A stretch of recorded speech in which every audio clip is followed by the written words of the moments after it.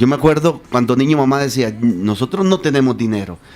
Creo que los que estamos acá, todos hemos nacido en una situación no en cuna de oro. Situaciones incómodas, difíciles, de necesidad. Y mamá decía, tenemos a Jesucristo, porque nosotros llegamos al Evangelio niños, tenemos a Jesucristo, pero una herramienta que yo les puedo dar es el Evangelio y darles un poquito más de estudios.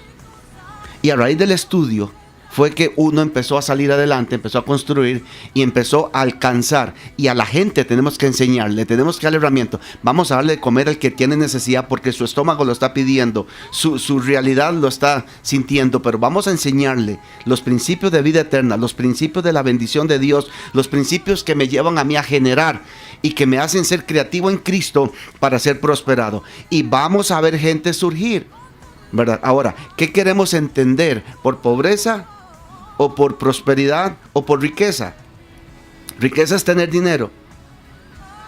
Si pensamos que riqueza es tener dinero, estamos totalmente perdidos. Sí, claro, porque hay gente que tiene mucho dinero, pero no tiene nada. No tiene nada. Están vacíos. Está deprimido, cansado. Mire usted testimonios como los que vemos a nivel del mundo entero, actores de televisión que aparentemente lo tienen todo y concluyen con quitarse la vida.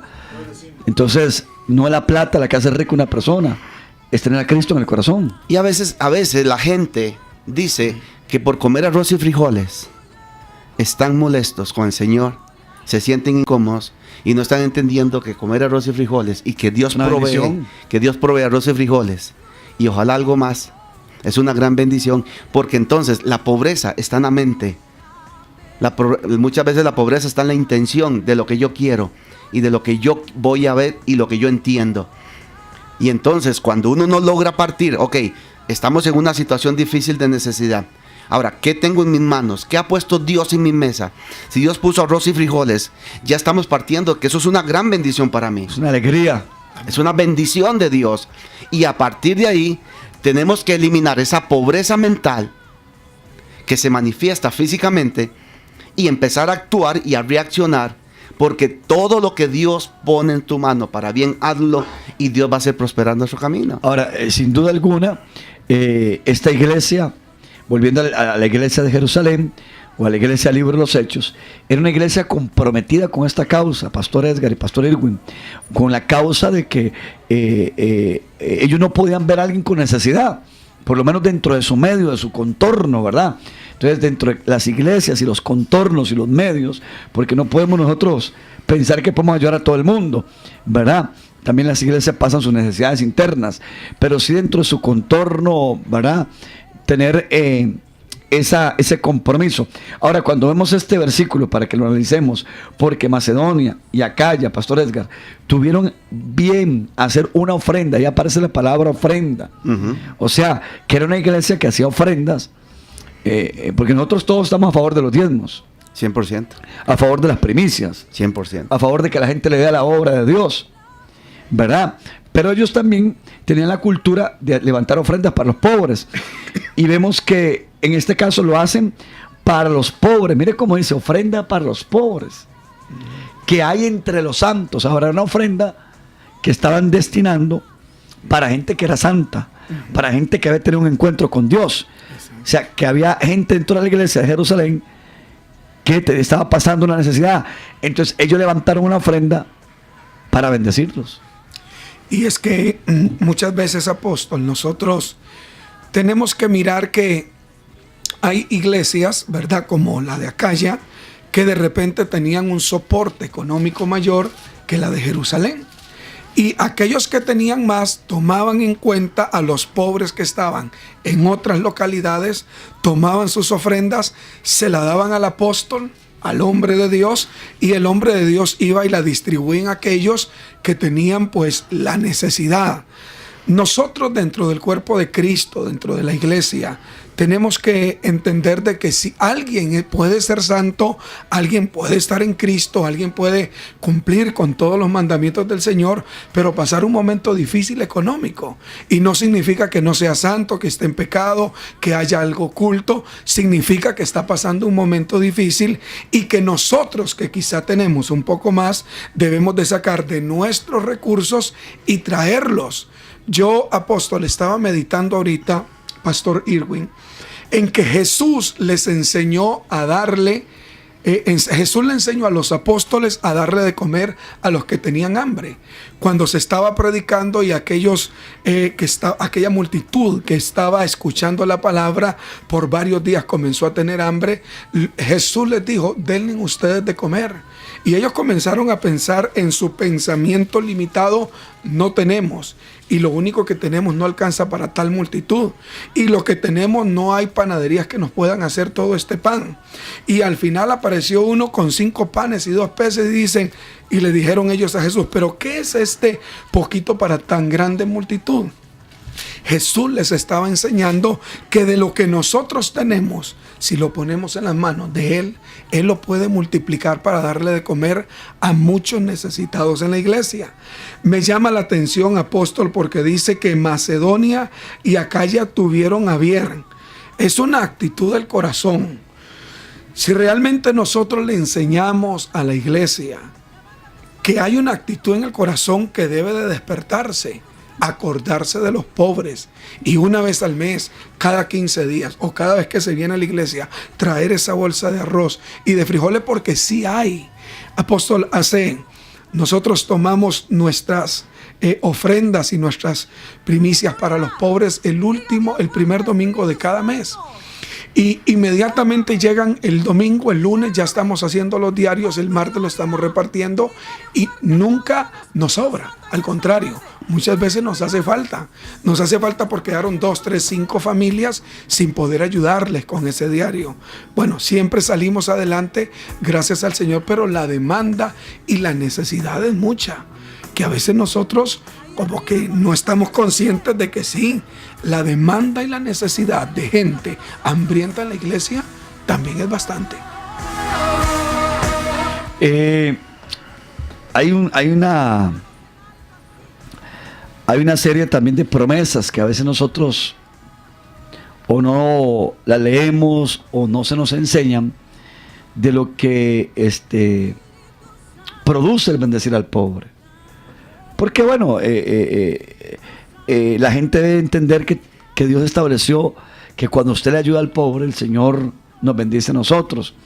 Y a mí siempre me ha gustado el Salmo 41, versículo 1.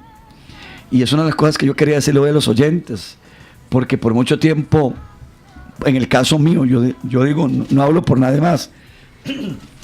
Pastor Irwin, en el caso mío, a mí solo me habían enseñado que la ofrenda normal, la que uno lleva al altar para apoyar la iglesia, es la que me activaba promesas de bendición.